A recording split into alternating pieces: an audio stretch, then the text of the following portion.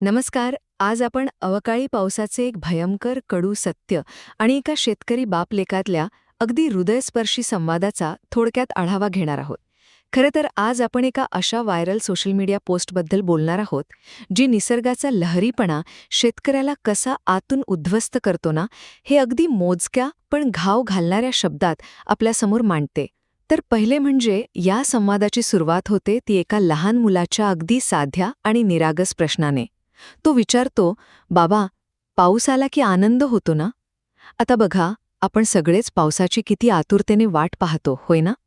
त्या मुलाचा हाच प्रश्न पावसाकडे बघण्याचा आपला तो नेहमीचा, एकदम पॉझिटिव्ह दृष्टिकोन दाखवून देतो. पण दुसरे म्हणजे यावर त्या शेतकरी बापाचं जे उत्तर येतं ना, ते आपल्याला एका भयानक वास्तवाची जाणीव करून देतं.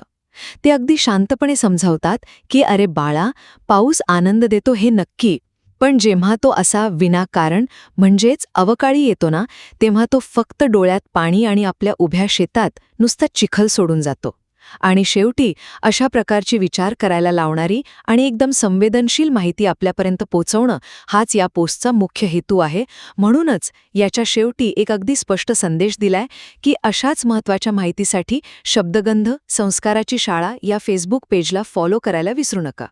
थोडक्यात सांगायचं तर अवकाळी पाऊस शेतकऱ्याच्या आयुष्यात कशी उलथापालट करतो आणि त्याची स्वप्न कशी अक्षरशः चिखलात मिळवतो, हे या एका छोट्याशा संवादातून आपल्या थेट काळजाला भिडतं.